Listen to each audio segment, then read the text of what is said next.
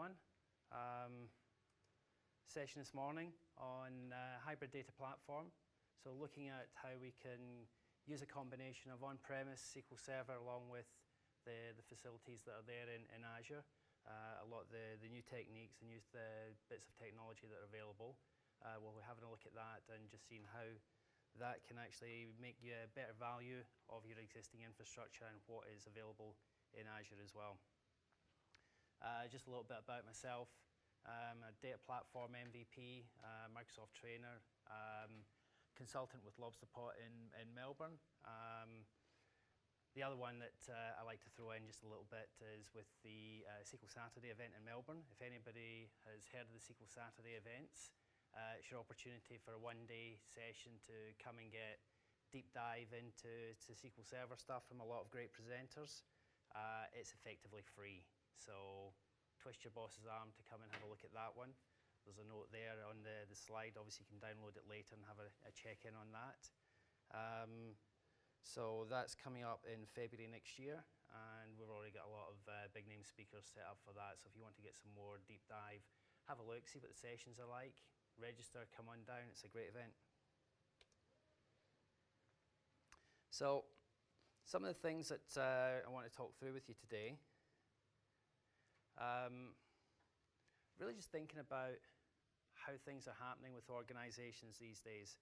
So you're finding things like your databases are getting bigger and bigger, more complex. Size is obviously, and speed is obviously important things there. As you look at that, storage costs for on-premise are obviously going up. It's getting pretty expensive to get decent storage these days. Stuff that's there, legacy stuff, you might be finding it hard to add more storage onto your existing SANs. The ability to get SSD-based SANs in or storage for your SQL servers might be proven a little bit difficult. So there can be a lot of challenges there, a lot of things that make the organization struggle to cope with the expanses in data and be able to keep that running with their SQL servers on premises. So what we'll cover is a few of the new features. So the first one on it, the availability group replicas into Azure. It's not necessarily new. There's a few new bits that are added in, which we're going to have a quick look at. Is anybody actually running anything over an availability group into Azure at the moment? So that's all new to everybody as well. Okay, so we'll have a good look at that and see how that's running. One of the new functions in SQL 16 is stretched databases, giving that opportunity to have part of your data on-premise, part of it in the cloud. So there's some nice scenarios around that as well. And the various backups to Azure, it's something that was introduced 2012. It's been enhanced pretty much every release since then. There's some even nicer stuff on the way with 2016. We'll have a look through that as well, see how some of the options all compare and what that can give you in terms of quicker, faster, better backup and recovery scenarios. And overall, you really just want to look at how we can make use of what's available in Azure along with what's there, make things easier for things like migrations. There's a lot of scenarios around being able to now migrate from your on-premise into Azure with practically zero downtime. So there's some nice things that we can do with things there.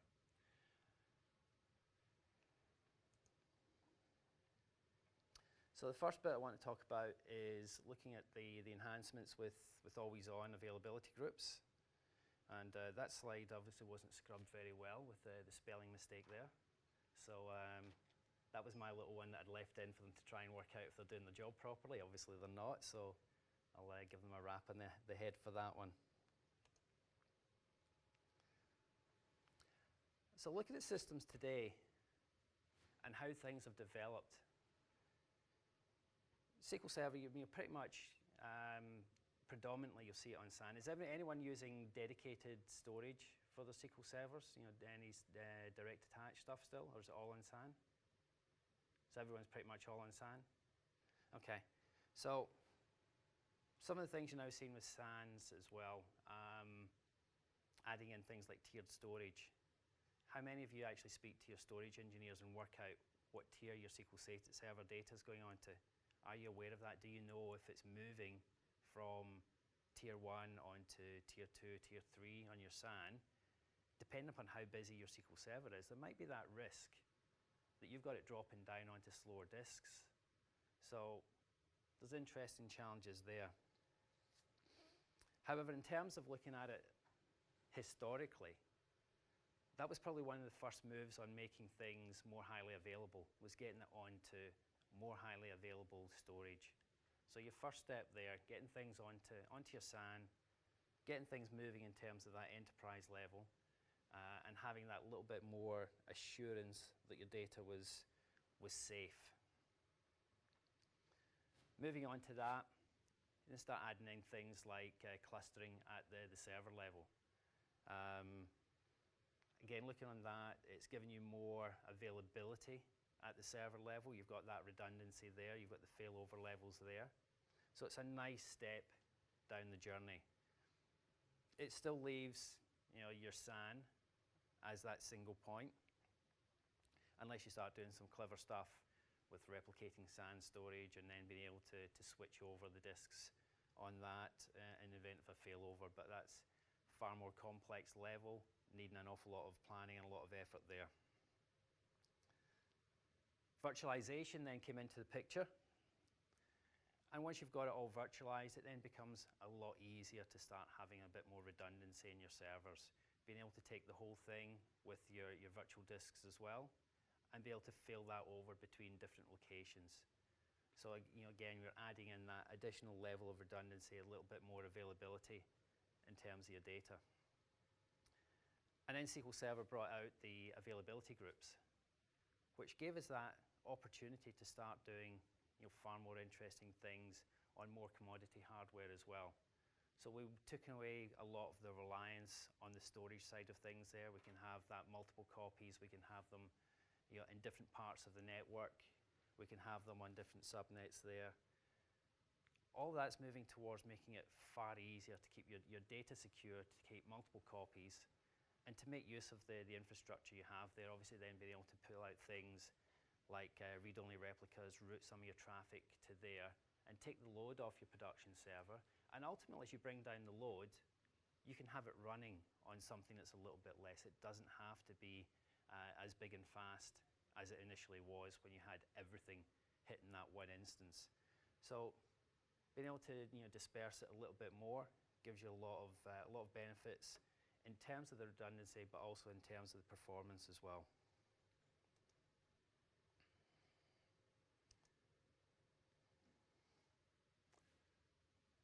So the kind of setup at the moment, so with Always On, you start off with at least 2 nodes in it, your primary and secondary. Normally you'd set that up on a single site for having your high availability at your primary site there.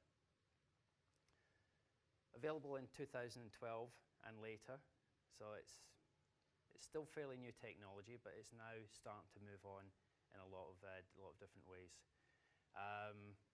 Some of the restrictions there, you could have multiple secondaries, but only one of them can be in synchronous mode with those versions. And with multi-site clusters, it then gave you the opportunity to set up a direct link out to your DR site and have an up-to-date copy of your database available out there.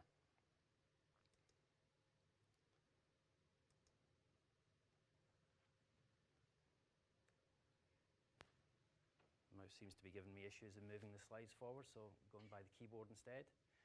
2016 really is putting in some great advances. Did anyone go to the Always On session yesterday afternoon? Yeah, a few of you there. So you'd have seen some of the new stuff with Always On in that session, which is really quite exciting with some of the stuff there. So a quick summary for those that didn't go there. Some of the things that's been added now is the different ways that you can set up the clustering. So built on top of that with what's coming in Windows 2016, it's just opening up so many more opportunities for Always On. But within Always On itself, being able to then have more synchronous replicas, so that's giving you the advantage there of having more real-time data dispersed out in your environment. The secondaries that are asynchronous can be load balanced.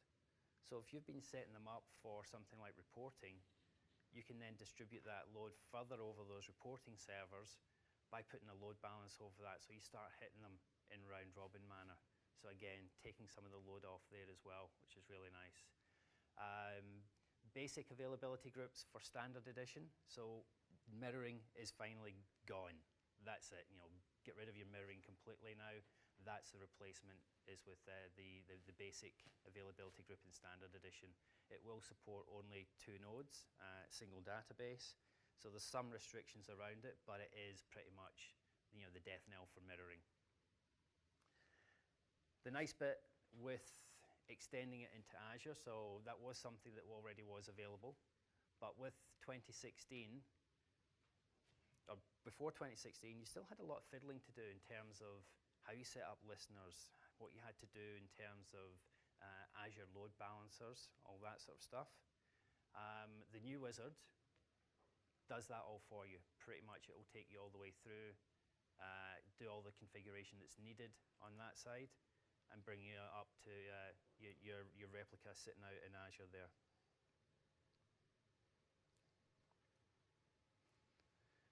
It still needs you to have that initial cluster built up. So one of the bits there, you ensure that your primary is running on a cluster. So it's got the configuration around your cluster that can start to pull that in to then do the extension out to Azure. You then set it up, run the wizard, add a new replica in, tell it you want it to go to Azure. And that's pretty much it. As you go through that, click, click, click, it then goes off, sends the script out up to Azure, and builds your new replica up there.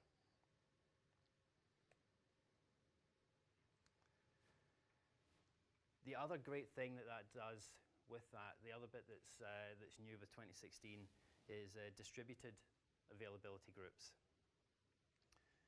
What that means is, as you build up your multi-site one, effectively you're building up multiple availability groups. So your primary on-premise one there is an availability group in its own. The one that's up in Azure, you've got multiple machines up there. Again, that's an availability group on its own. But then you build another availability group over the top of that. So what that means is, with the flow of data out to Azure, rather than having to forward out the log records to every single replica, what you do is you set up one of your instances to be a forwarder. So it sends it just the once, and then that resends to any of the other ones there. So in terms of looking at your bandwidth that you need to get your availability groups up into Azure, it obviously reduces that quite considerably down to just that one copy of the data now going across, and lets Azure handle the internal distribution that way as well. So obviously looking at cost-wise of less data having to be pushed up into Azure, less bandwidth required, huge benefits overall.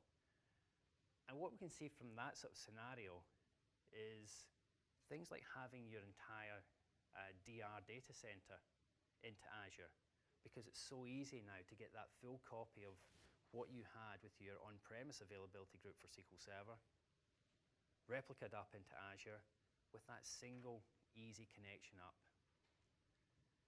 It also then adds in some nice migration scenarios. So if you want to put everything up into Azure, start off with that, build up your infrastructure, have that one copy going across to keep it up to date. And then at the point in time where you think, yep, everything's ready to switch over, the rest of the infrastructure's up there, your app servers are all in place, all that sort of stuff, do you failover to the Azure AG as your primary and just decommission the on-premise stuff? So you're getting there things like no downtime migrations, which is some really, really cool stuff. Now I wanted to actually run this as a demo of actually setting things up into an AG replica into Azure. Some challenges with the configuration here that one of the things you still need is the site-to-site VPN, and with the setup with the conference center, I can't actually establish that for my demo machines up into Azure, so unfortunately can't run through that. What I will do with one of the next demos coming up is I will just show you how easy the wizard is, how little information it actually needs to then get to the point where you just click the button and off it goes. So we'll have a look at that in a bit as well.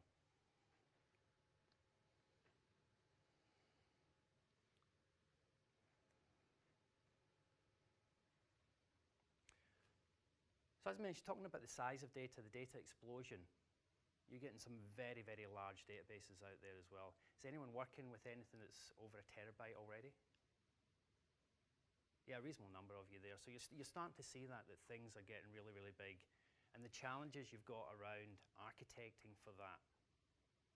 So I'm assuming you all use partitioning with those large databases on your tables? No? You should be. When you start looking at that, of tables that actually get into the hundreds of gigabytes in a single file group becomes an amazing challenge to actually keep that managed and well maintained. You know, just think about re-indexing over something that size. Does make it, really, really significant challenge. But what you'll find from that is, with a lot of those really, really large tables, a lot of the data never gets touched.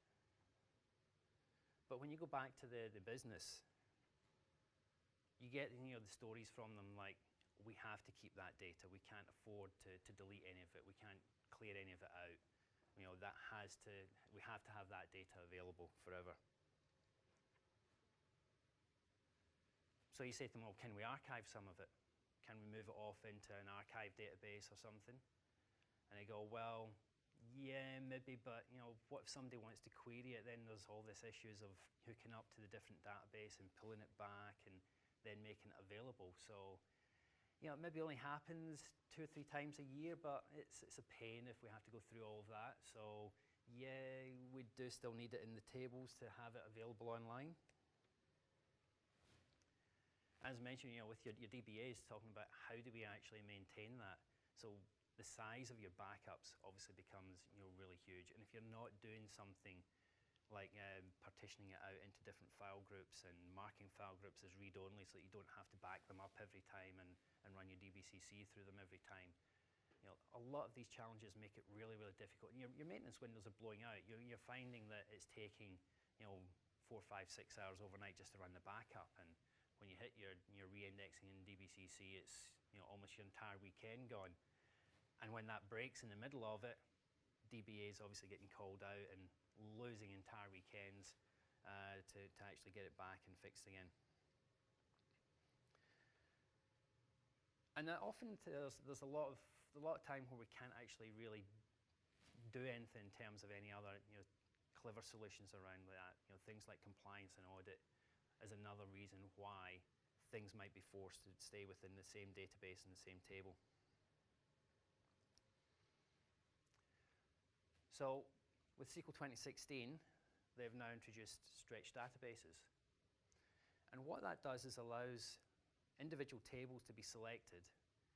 And in the background, it does a little trickle feed of pushing it up into Azure. So it uses Azure SQL DB. It has a process that kicks in. Yes, question? Which tables about partition that you mentioned? So the question's about partitions. Yep. This month to be hot. Yep. Last month, the previous months before that to be cold. Yep. So talking about partitions with part of it being hot, part of it being cold. And yes, that is a solution that you can use. You can start using that, the rolling window scenario, and actually keep pushing it out. But you've still got that there on your on-premise database. So it's still sitting locally. It's still consuming all that space there. It's still part of your backup. It's still part of your maintenance routines. So it's still growing and growing on your internal storage, which is expensive. So the alternative solution to that, where you don't actually have to worry about partitioning, you can actually do this off the static table. It does still need a little bit of movement of data internally at the moment. I expect that in the future, it might not be in this 2016 RTM release, but I think down the track, we will see this being onto live tables because there's some challenges that still exist at the moment, which we'll go through. So what it does, it's got another background process that kicks in every so often. It looks at the table and goes, is there any rows I need to move out to Azure? It grabs those rows, it pushes them up into an Azure SQL database, which is using all the encryption at rest there. So it's using always encrypted. It's got an encrypted in transit as well that it sends up. So your data is secure that way. But the way it sets up the Azure SQL database doesn't make it open for querying. So you can't go directly to that database and query it. So the only access is from your system process on your on-premise system. Yes, a question? So if you have stretched a table and say it's a 1 terabyte table, so previously if you are running dbcc check db or dbcc check table on the table, so what happens to the stretched portion of the data? Does it also run on the Azure DB as well, in addition to the on-premise one, or how does it decide? Okay, so the question is about maintenance running on the stretch table and whether it actually only does the local part or it does the local and the SQL DP part. At the moment, it only does the local part, so it improves your maintenance that way. The SQL DB stuff is kind of managed by the Azure service, so because you've got the multiple copies there and the consistency checks underlining that with Azure SQL DB, it just decides that it doesn't have to do that you've got the multiple copies and it can self-repair up in Azure. Okay, so the maintenance window need not be really, we don't need to really worry about the maintenance window. Correct. As I say, in the maintenance window, yes, it will obviously restrict, but you'll come down in size because you've got less data that you're having to go through. Another question. Is this going to be an IaaS or PaaS SQL that's in Azure? So the question is whether it's IaaS or PaaS in Azure. It's actually the PaaS. It's Azure SQL DB, so it's not a VM in Azure. And so therefore you'll have to have a storage account credentials configured on your server to push it up? Correct. You have to have the Azure account already, and then it will go off and actually just set things up for you when it fires off. Yes? What happens if it's moving tables and rows into the stretch part of the Yep. What happens if your site goes offline? What happens to that information? Does it lose track of where it was? Okay. So the question there is about what happens if you lose the on-premise part of it, and what happens to the part in Azure. So it's unaffected. There is some tracking that it does in between what's there and what's been sent up. So if you then restore your on-premise part, there's a store procedure that you run which goes, hook me back up to the Azure part. It works out where your point in time is. So because you've got point in time restore with Azure SQL DB, it can work it out based upon your recovery and LSN stuff on the on-premise side. So what have you recovered to on that bit? It then syncs up to the appropriate point in the Azure SQL DB to give you complete consistency. So it will roll back if it needs to get some aspects there and back in sync again. What happens if it goes the other way? Say your site loses connectivity to Azure. So the question is, if your site loses connectivity to Azure, what happens? It just won't send anything. So If someone comes in and tries to query that table, and say they're only interested Okay. in hot data, that would still be in that table, not the stuff that would have moved to Azure. Yeah, so the question that, if I get it right, it's can you still query the stuff that's there into both sides of it? And yes, so if you query it through your on-premise and query something that has been moved, then the query will go and return those rows from Azure as well.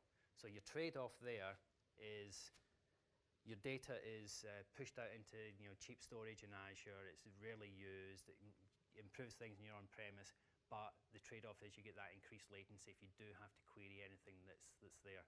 Now, if you at the moment, I believe that if you lose the connection to Azure and you try to query data that's in Azure, it will throw you an error message on that part at the moment.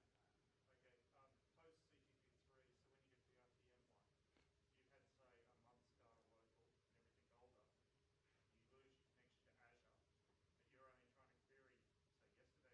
Does it work, or do you just get an error? Okay, so the question there is if after CTP3 one's the bit I haven't mentioned yet about in details about the predicate based, where you might have it set up of being a particular part of your data that you always keep hot, so whether it's the current month and the other data goes offline. My understanding at the moment is yes, that if you're only querying something which is in the hot part of the data, once the predicate part is enabled, then it will know that that data is only on-prem and will be able to query it. So in the same way as you can do partition elimination, I think my understanding is the same way it worked there. So it's smart enough to know, based on the predicate, that this data is all going to be hot and on-premise, therefore I can query it and give you that data back. So is this going to be in standard edition? I don't think that has actually been confirmed yet, whether it's going to be in standard edition. My understanding is that at the moment it's probably an enterprise edition feature, but it's still quite fluid in terms of what's actually going to be in the different versions with RTM. So it may well come down and be part of standard edition as well, which would be really nice.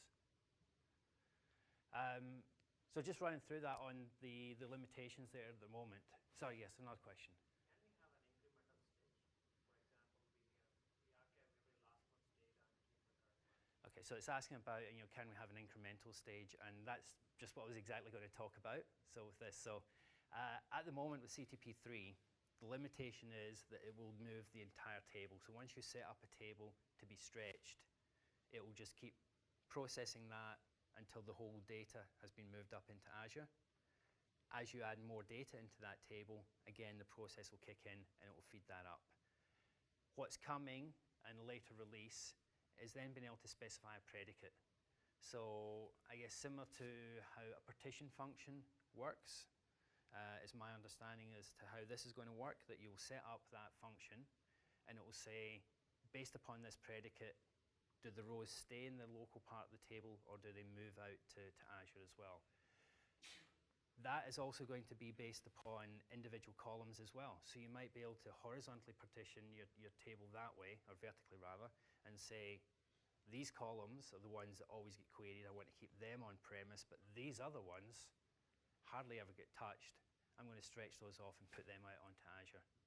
So in that sense, based on your predicate function, that will determine whether it is incremental and how much stays on premise and how much moves up. So if you've got something which is date-based, for example, of saying, as the earlier example of giving me the current month on premise and everything older, as the date moves, then it's going to pick up those additional rows on that extra basis as it ticks over each day and move those up onto Azure. There's issues with keys and things being transferred across. So unique and primary key constraints are not enforced. So that be aware of that aspect to it. Update and delete operations onto the cold part of the data in Azure are not permitted. So we haven't worked out exactly how to make it anything more than a permanent archive at the moment. So there's some challenges there, obviously, with the synchronization between things. The alter tables, you can't actually change the table structure once it's been pushed up, other than to switch on and off the migration state. The way around that will be to then effectively copy all the data from that table into a new table where you've made the structure changes, delete the initial table, and then if you want to restretch that one, you can do that again as well. And a restriction with index views, not being able to reference a stretch table, again tied in with the indexing part of it being a challenge and things like that. Can I ask the obvious question? Yep. Are those all likely to be restrictions on RTM? So question is whether those limitations are all still likely to be a restriction in RTM. Yes, I would say so at the moment. I haven't heard anything to say that that is going to be an immediate solve. I think the solution is aimed out at data that's effectively been archived and not needing to be changed. So it's still queryable, but effectively you're saying it's not something I would want to update and delete anyway, so I'm not going to enable those at the moment. There definitely is scenarios of particularly looking at deletion, where if your archive period is 7 years, for example, once it's over that, you might say, on a regular process of delete everything that's older than 7 years. So there is scenarios that are there that would fit into that. So I think that definitely will come.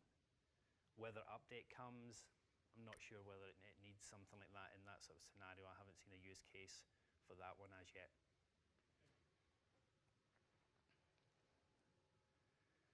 So there's some bits around what you can do, what sort of tables you can actually stretch at the moment. So there's limitations on the data types. And most of this actually just ties in with some of the restrictions in SQLDB at the moment. So if you look at that of the various data types that are not permitted in Azure SQLDB, obviously if your table's got those, it can't move out at the moment. Once the predicate base comes in, being able to partition or to be able to select just the columns you want to stretch, I see some of that being able to change, and you might say, if I'm only selecting these columns to be stretched, then it's going to be valid. The constraints and indexes that it doesn't recognize. And just some bits around the table properties. And again, a lot of it really is focusing in on what's available in Azure SQLDB. It has to be able to fit into that. So a lot of the restrictions are going to be based, more around that rather than the stretch technology itself. A good way of doing it, rather than on an individual basis, the upgrade advisor, there's actually going to be a function in that where you can examine your database and see which tables are candidates for stretch.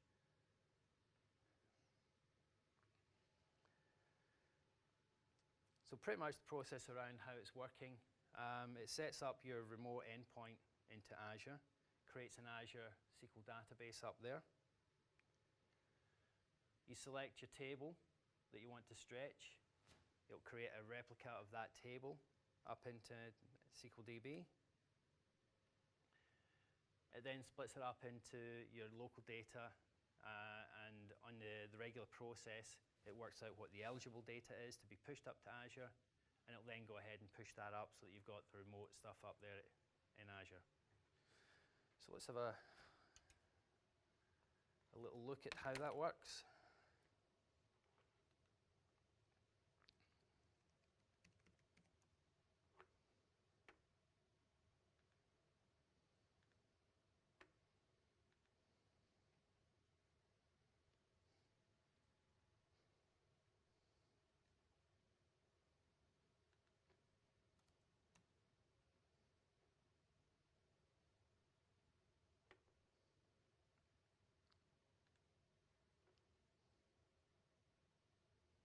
That's not the instance I wanted.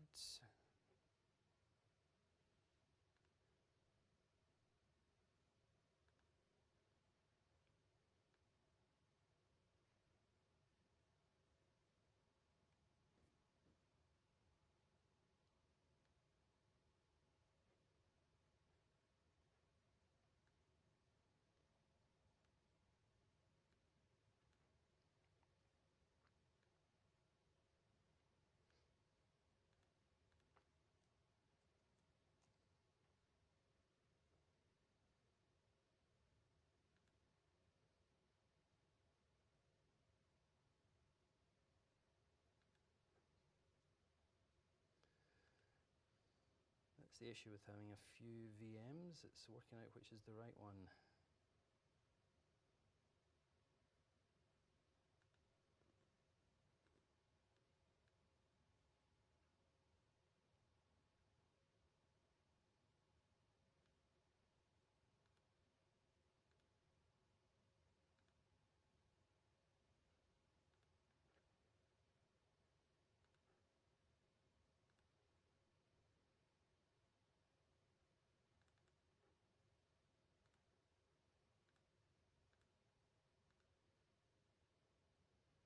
We'll work off this one.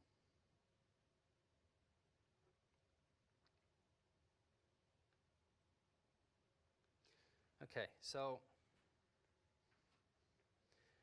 this order tracking database, the order tracking table, we've got that set up where it's obviously been checked to make sure it's got the right structure to be able to stretch.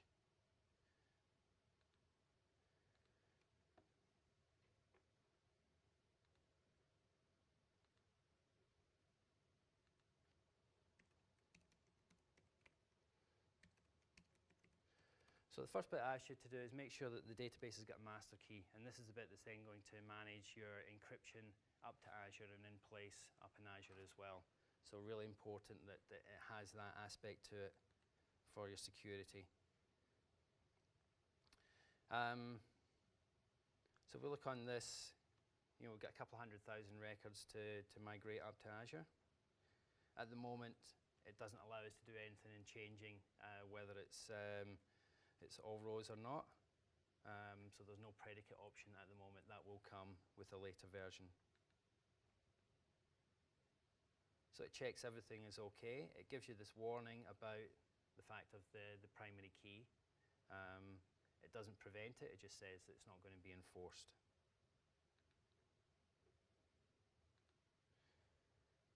So then just sign up to your Azure account.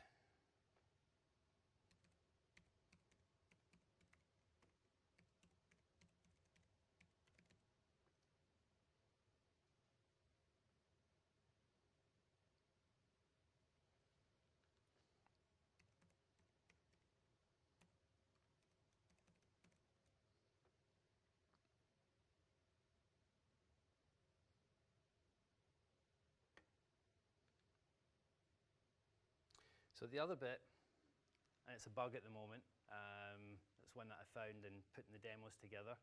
You'll notice it doesn't have the Australian regions in the list at the moment. It's an oversight. It is available. It should work to the Australian regions, but there's something that has just regressed in the code for this one that they haven't put it in the list. The bug's been fixed, so it'll be the next CTP release. You'll be able to then select the Australian region from the drop-down list. The alternative is to do it through T-SQL. So this is all T-SQL commands to do the same stuff as we're doing through the wizard. And through that, you can actually select the Australian region. So if you wanted to actually get it running locally, that would be your way to do it at the moment. So the question? Yeah, that's what I'm saying. It can all be done through T-SQL as well. The wizard doesn't actually create the script, so you have to go and do it from the actual commands and check those and look them up. Again, that's something that I've submitted as well to them to say it'd be nice to go through this and then have it scripted so it's then repeatable for future use. So at the moment, let's just send it up to Azure there, and we'll create a new server.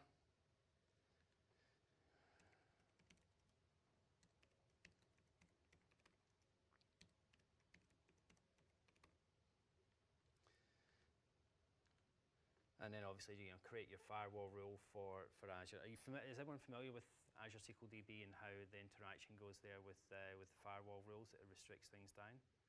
So there's a couple there, but what it is, obviously for that extra bit of security, if you create an Azure SQL DB, it puts a firewall onto it, and you can then say there's only certain IP addresses that then get access to it. So it's another way of just narrowing it down. If you know your external IP from your corporate network, you can say that that's the only IP address that then gets access into this, and make sure that it stays secure rather than being open to the public.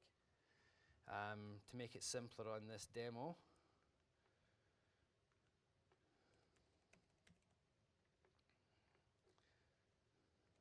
if my numeric keyboard was actually switched on, we'll just open it up to the world for now to save working out what.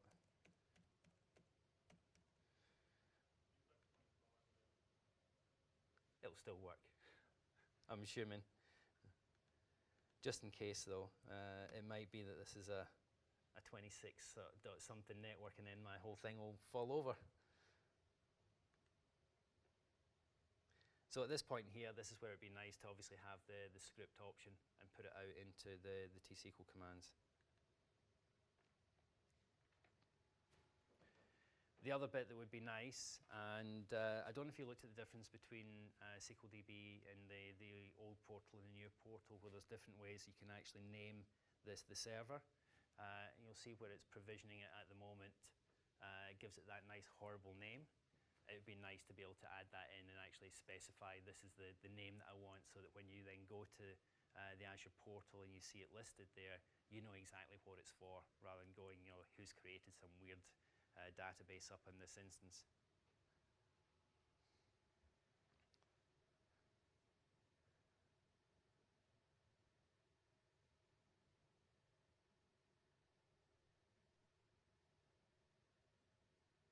So it's been a little bit slow today. That's certainly not the speed it usually goes at. There we go. It's kicked down through now.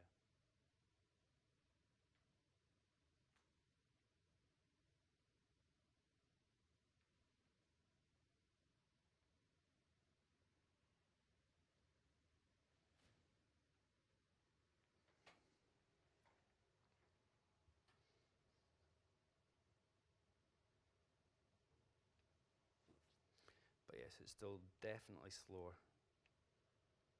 I've heard a lot of comments that the network connection out here hasn't been too great this week. Has anyone found that with the Wi-Fi stuff?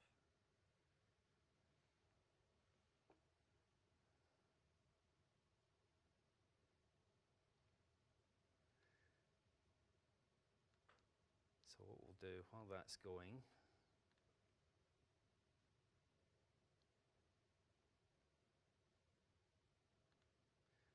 and let me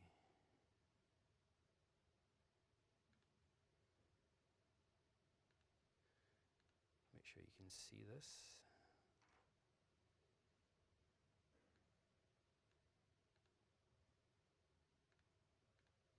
There we go. Okay, so that's now been created.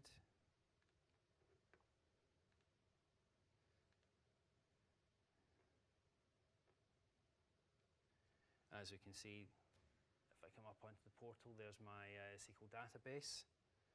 So we can see it's the stretch one there. By default, it will always create it as an S3 instance.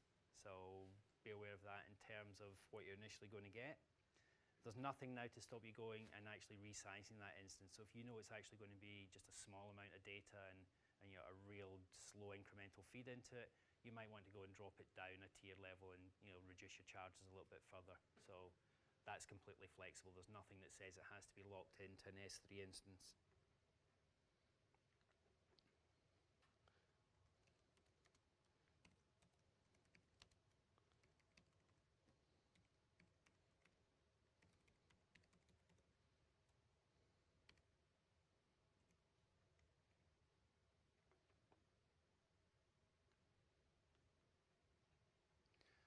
So if you remember from when we were looking at it at the outset there, it had something like about 188,000 records in it. So you'll see there, it extends it out. It's probably started pushing things out already. So I'm showing that's added a little bit of latency to the query by pushing it out to 7 seconds. But as you can see, all the rows are still queryable. So we've got access to the full table there.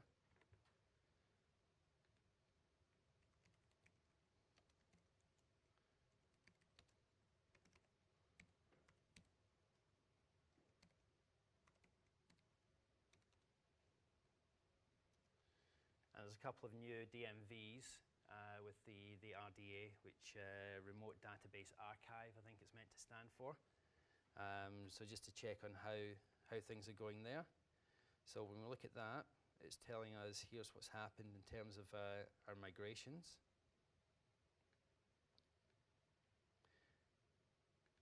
So the timings, I think, are on UTC time.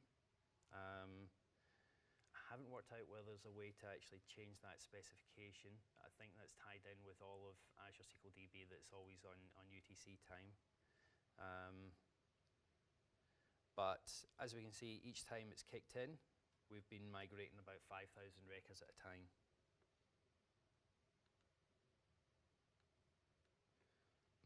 Which looks as though it's then probably be pretty close to done on most of it, I would thought.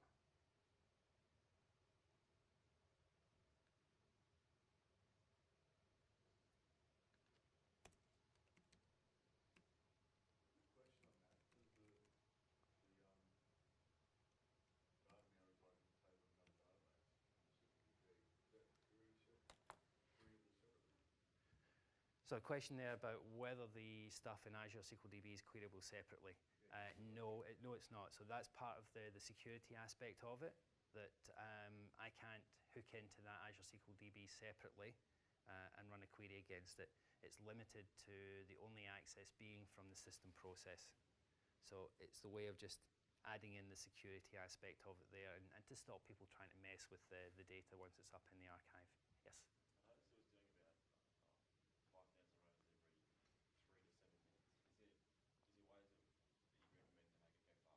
No, it runs, I think it's every 5 seconds, I think, that it actually wakes up the background process, which then checks to see is there any records, and it will select just a limited amount so that it's not clogging up too much of the bandwidth that way. So When you do the initial stretch, can you just go, I just want everything and push it all over once? at the moment, whether it does everything, yeah, because we can't put a predicate in, it will want to do everything, but it won't do everything in an entire batch. Because it's too much of a load that way. What it wants to do is do it as a trickle in the background so it doesn't use up a great deal of resources. So it will happen over time that we'll get there.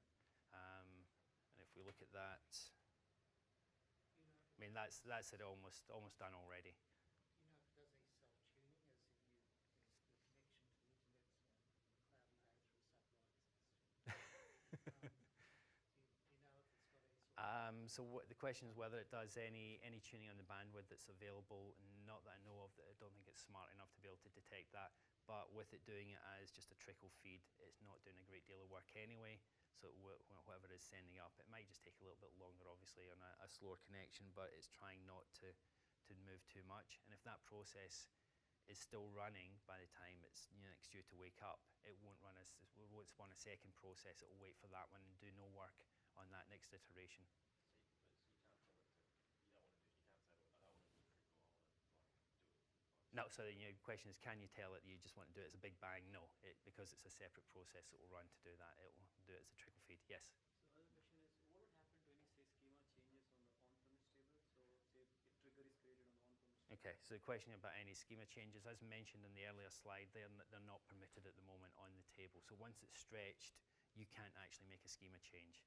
So the way you would go around that is to create a new table with your new schema, and then do a select into from the stretch table. It will bring it all back on premise, so it will be a little bit slower because it's got to pull it all out from Azure.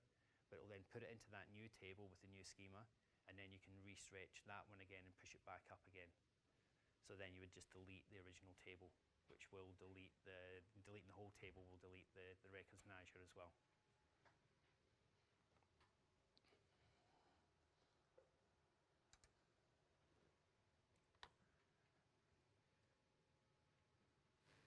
Okay, so the next bit I want to go through is some of the new backup solutions in Azure. And there's certainly been a lot of good enhancements that they've done around that. So starting off with SQL 2012, you had that option to back up to Azure Blob Storage, and they introduced the backup to Windows Azure tool so that you could run it as a separate application, which would be able to pull things out and run the backups up to a URL. 2014 added support in with Management Studio, so you can now do it directly through the backup wizard there. And also introduced managed backups to Azure. Has anyone made use of the managed backups at all? Never even looked at it. So what that is a process that looks at the size of your transaction log and the throughput on it and your recovery period, and tries to work out how frequently it should be taking the backups, but it also can then send those up to Azure as well.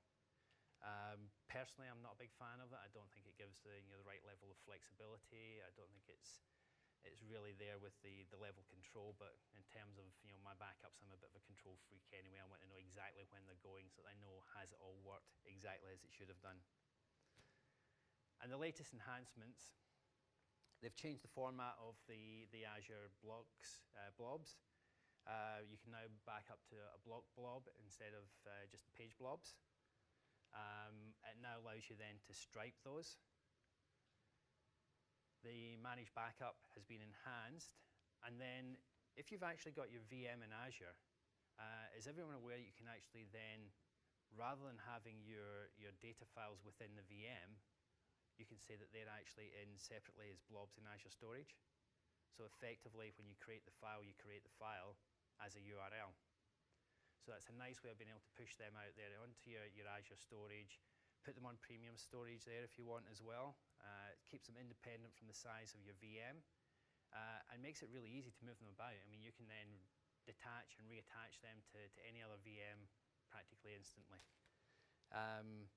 But with that setup and having them in blob storage, it then opens up the Azure Storage snapshots as a backup option as well. Some enhancements with the block blobs. There was restrictions on the size of a page blob, which was 1 terabyte. So effectively, as soon as your database got above 1 terabyte in terms of the backup size, you were stuffed. Nothing you could do with that.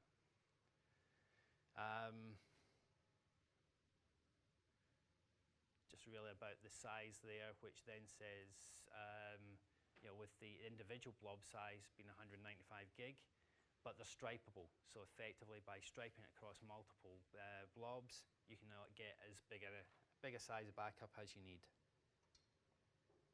The other bit that's then changed with that is previously you would have used your key, your master key for your storage within the credential to do the backup to the blob. Now it makes use of the shared access signature and removes the need to actually specify the credential in the command, which is really nice. So it just looks like a standard backup command, except you specify a URL. It's smart enough to then know that that's the credential I need to go and use for that particular one. The snapshot backups, it needs the files to be hosted in Azure Storage and blobs there individually. And what happens, it's not like a traditional backup, so it changes the whole format completely, that it's not there with the data, but pointers to the snapshots in Azure Storage. It has to be in the same storage account that your database is using. That's the only restriction. It can't go across storage accounts.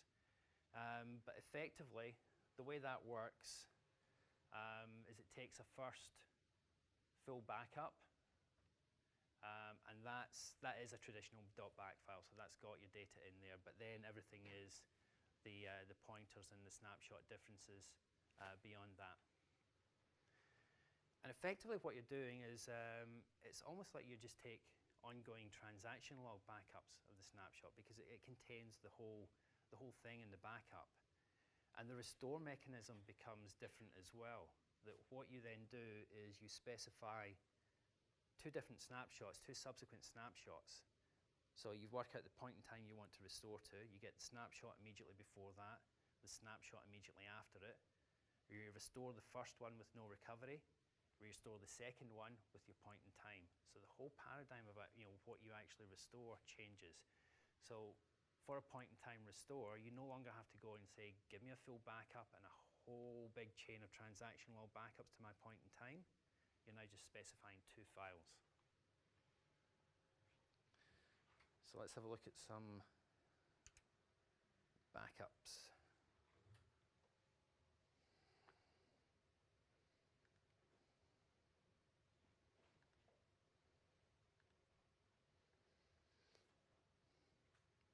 Okay, so I've just got my couple of databases that I've set up here. So the first bit is really just looking at the difference in the different blob backups. So the first one is the traditional one. It's using the standard storage master key to do that. With that one, the bit to note in there is we have to specify the credential. We have to go and create that credential beforehand with the storage key aspects there. So if we look in the properties of that, it's telling us what our storage account name is, and then the password is just the key value for that. The other ones here, the other two credentials, this is a different format that it creates when you do the shared access signature. So there's a format there which will do it and creates that. So in terms of that, it's the map between the credential name and the URL that works out which signature it needs to use for that. So looking at the basics of it on there, we can now see that it just becomes a backup database. You don't have to remember which credential do I need to use for that. You just specify the storage location and it works it out. And then the other option here, looking at that in terms of there it is with striping on there as well. So I did a test on that. I'm going to actually skip through a little bit because we're tight on time, I think. I did a test on that earlier. What I found was it's on about a 3 gigabyte database, so it's not massive size at the moment. You'll probably see differences when you scale up to larger databases. But the initial one onto the block blob, so the second query there, I found was just marginally slower on a smaller database. Now that might just be on that particular size, hasn't quite hit the sweet spot. But certainly once you go to striping, you do see it starts to get an improvement in time and performance on that. The one I do want to show you though is looking at the snapshot backups, because it's definitely far more fun and a bit sexier. So the first bit here, just to show you that we don't have anything in the way of snapshot backups for this database at the moment. And the first one we do, this is just more of a standard database backup, which is just going to give us our baseline. And all the snapshots then run off this baseline backup effectively. So looking at that, it now gives us 2 snapshots to start with, which is effectively the database and the transaction log backups that are in there. So that's our first bit underway there.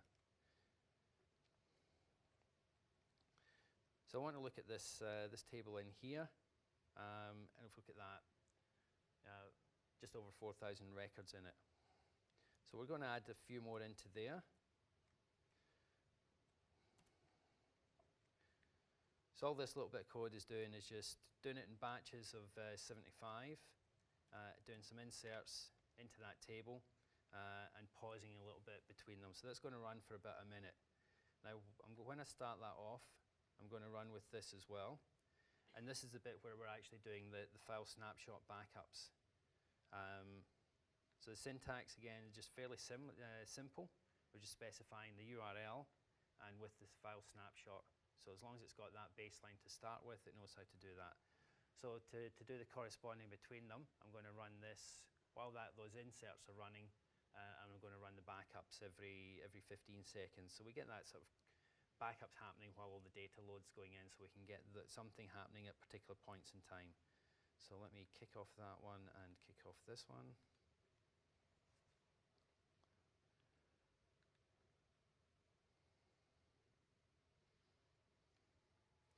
The other nice bit that they've added into Management Studio, if you see this bit down at the bottom, it's given us an Azure Storage Explorer within Management Studio, which is really, really nice.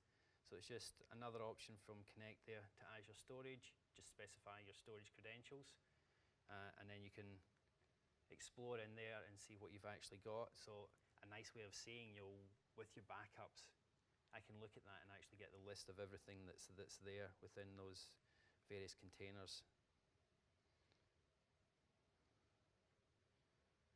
So with my nice slow connection to Azure, it takes a little bit of time to refresh there.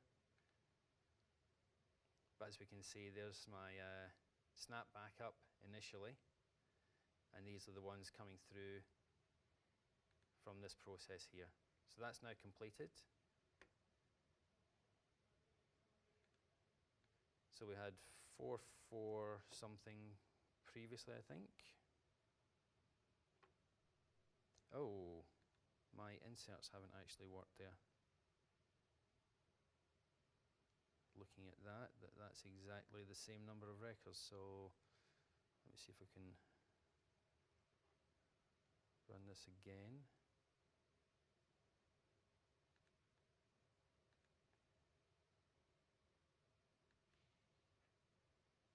Okay, that's running.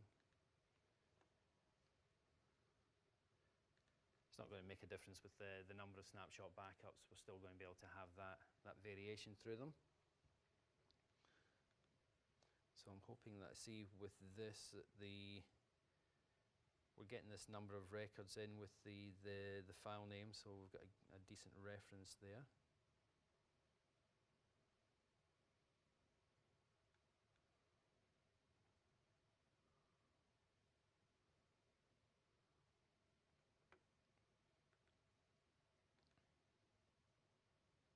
That's better. So we can actually see with the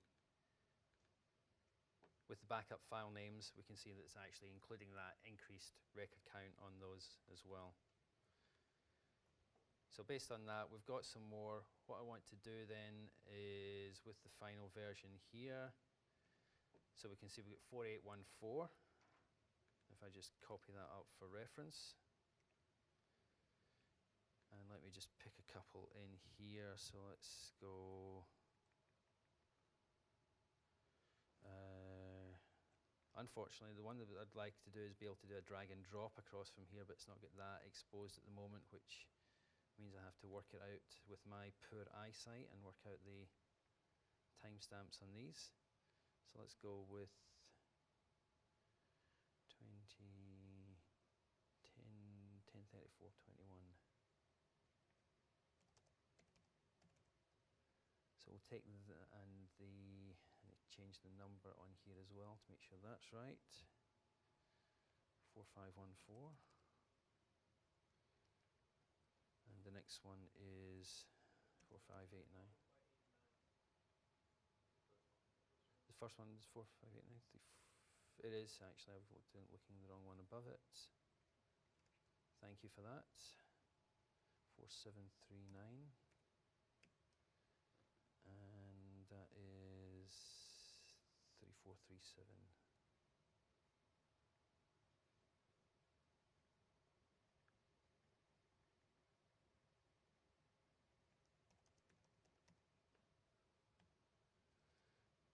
Okay, and if I set my stop time on that to be between those, so let's see.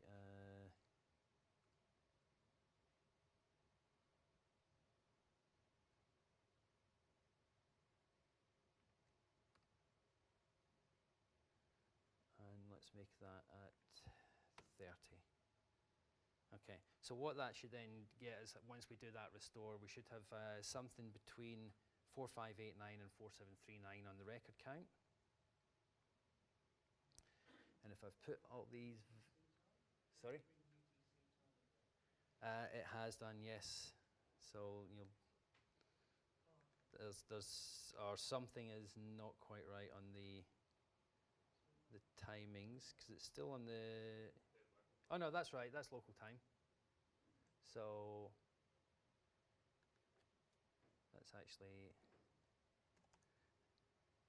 10:34. That's right.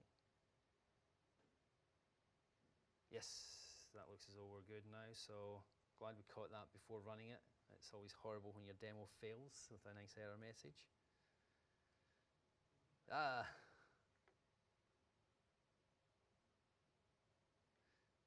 That's because I'm in there. At least that's a nice easy one to recover from. So previously with that, so there was what, 4 transaction log backups there, and we were going to a point in time during the last one. So we would have had to have done a full database backup and those 4 transaction log backups. So as we can see, doing it with the 2 here is definitely far simpler. And obviously overall that is going to be far quicker to do. So it's just finalizing that second one. And that's completed. And there we go, we've got 4664. So again, it fits nicely in that range between 4589 and 4739.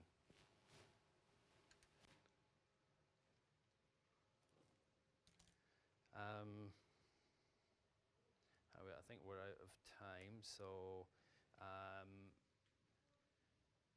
and just a reminder on your session evals, which is something I appreciate very greatly as a speaker. It's the way that I get my feedback and information from you guys as to how the session went, what's good, what I can improve on it. So please fill that in so I can see how you thought of it. The other standard stuff I'm sure you've seen before. The recording will be on channel 9 if you want to watch it again afterwards. See my happy smiling face up here, nice and awake at this time in the morning. And your other bits in there on the trials and evals and whatever. And thank you very much. Any other questions? Awesome. Thanks, guys.